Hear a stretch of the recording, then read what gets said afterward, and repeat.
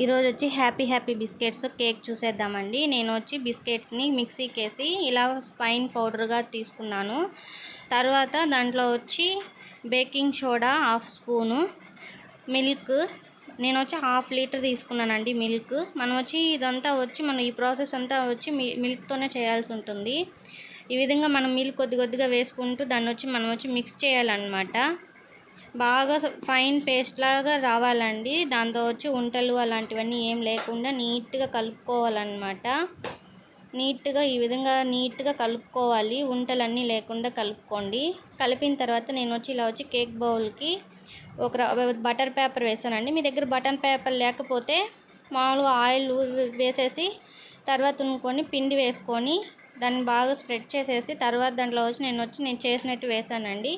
అంటే పిండి cake prepare చేసాం కదా, అది వేసేసాను అనమాట. దాంతో తర్వాత వచ్చి స్ప్రింకిల్ వేసాను. మనం ఇది తట్టామంటే దాంట్లో ఉన్న ఎయిర్ బబుల్స్ అన్నీ పోతుందండి. తర్వాత వచ్చి స్ప్రింకిల్స్ వేయాలన్నమాట. ఇలా మీకు ఇష్టం వచ్చింది మీరు వేసుకోవచ్చండి. చెర్రీస్ కానీ లేదంటే డ్రై ఫ్రూట్స్ కానీ. ఇలాగే వచ్చి మనం వచ్చి ఓరియో బిస్కెట్స్ సేమ్ ప్రాసెస్ అండి. ఓరియో బిస్కెట్స్ కూడా చేసుకోవచ్చు, చాలా బాగుంటుంది.